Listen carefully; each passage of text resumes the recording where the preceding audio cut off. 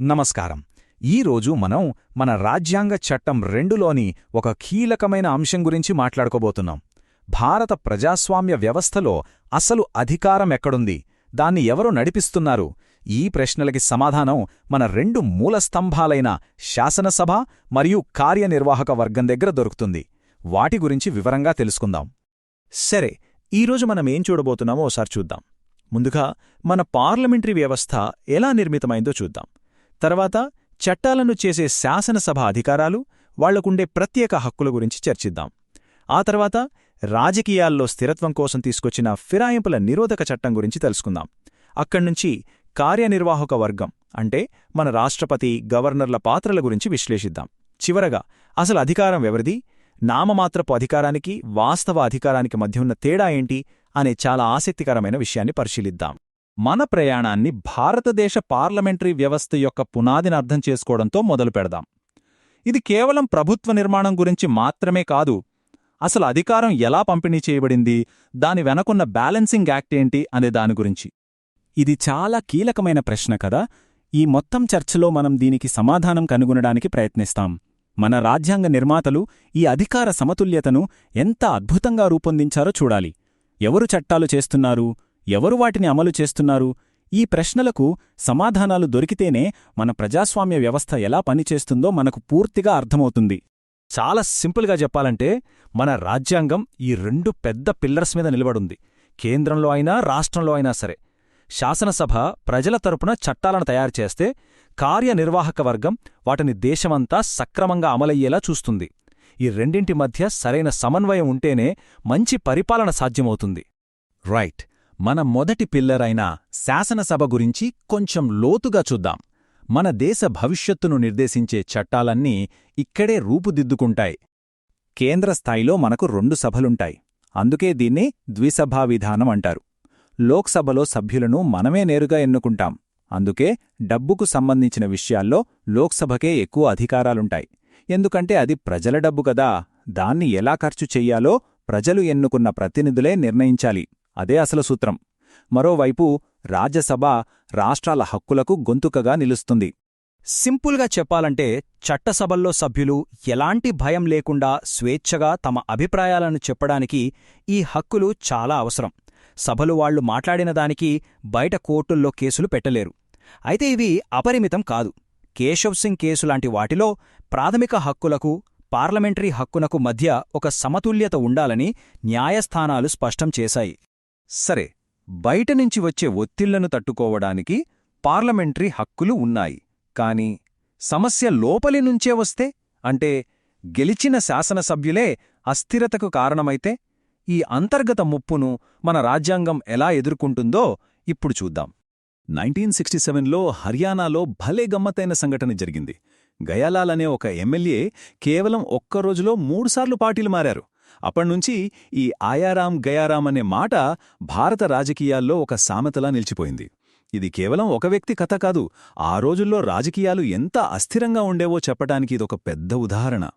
ఈ ఆయారాం గయారాం సంస్కృతి ప్రజాస్వామ్యాన్నే అపహాస్యం చేసేలా తయారైంది. ప్రజలు ఒక పార్టీని, ఒక సిద్ధాంతాన్ని నమ్మి ఓటేస్తే, గెలిచిన నాయకుడు తన సొంత లాభం కోసం ఇంకో పార్టీలోకి జంప్ చేయడమంటే ఏంటి? ఇది ప్రజా తీర్పును అవమానించడమే కదా. ఈ సమస్య తీవ్రత పెరగడంతో దీనికి ఒక రాజ్యాంగబద్ధమైన పరిష్కారం తప్పనిసరి అయింది. అందుకే ఈ సమస్యకు ఒక పర్మనెంట్ సొల్యూషన్ కావాలని పార్లమెంట్ ఒక పెద్ద అడుగు వేసింది. 52వ రాజ్యాంగ సవరణ ద్వారా రాజ్యాంగానికి 10వ షెడ్యూల్ను చేర్చింది. దీన్నే మనం ఫిరాయింపుల నిరోధక చట్టమంటాం. ఇది రాజకీయ స్థిరత్వం వైపు వేసిన చాలా ముఖ్యమైన అడుగు. సో ఈ చట్టం ముఖ్య ఉద్దేశ్యం ఏంటంటే, పదవుల కోసమో డబ్బు కోసమో పార్టీలు మారే కల్చర్కి బ్రేక్ వేయడం. అయితే దీనిమీద కొన్ని విమర్శలు కూడా ఉన్నాయి తెలుసా. పార్టీ నాయకత్వం చెప్పిందే వినాలి కాబట్టి ఇది సభ్యుల భావప్రకటన స్వేచ్ఛను అణిచివేస్తోందని, అంతర్గత ప్రజాస్వామ్యానికి మంచిది కాదని కొందరు వాదిస్తూ ఉంటారు. ఓకే, శాసనసభ గురించి చూశాం కదా. ఇప్పుడు మన 2వ పిల్లర్ అంటే కార్యనిర్వాహక వర్గం వైపు వెళ్దాం.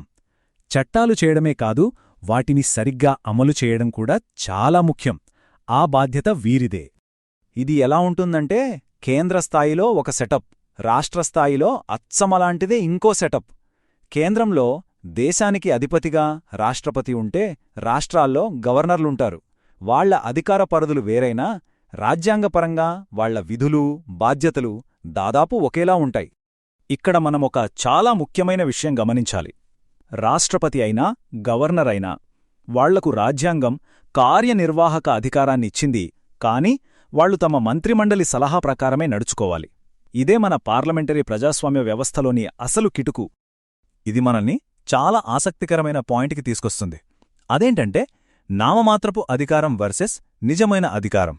అంటే పేపర్పై పవర్ ఎవరికుంది, ఆ పవర్ను నిజంగా వాడేది ఎవరు?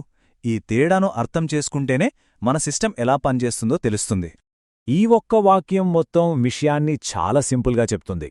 దీన్ని మనం ఒక కుటుంబంతో పోల్చుకోవచ్చు. కుటుంబానికి పెద్దగా తాతయ్యే ఉంటారు. ఆయన మాటకి విలువ ఉంటుంది. ఆయనే ఇంటికి పెద్ద. కాని రోజూ ఇంటిని నడిపేది, నిర్ణయాలు తీసుకునేది నాన్నగారు. ఇక్కడ రాష్ట్రపతి ఆ తాతయ్య లాంటివారు, దేశానికి అధిపతి. కాని వాస్తవంగా ప్రభుత్వాన్ని నడిపేది, పాలించేది ప్రధానమంత్రి, ఆయన మంత్రిమండలి. మన రాజ్యాంగంలో ఆర్టికల్ 74, 163 అనేవి చాలా కీలకం. ఇవేం చెప్తాయంటే రాష్ట్రపతి అయినా గవర్నర్ అయినా వాళ్లంతట వాళ్లుగా నిర్ణయాలు తీసుకోలేరు. వాళ్ల కింద ఉన్న మంత్రిమండలి ఏ సలహా ఇస్తే దాని ప్రకారమే నడుచుకోవాలి.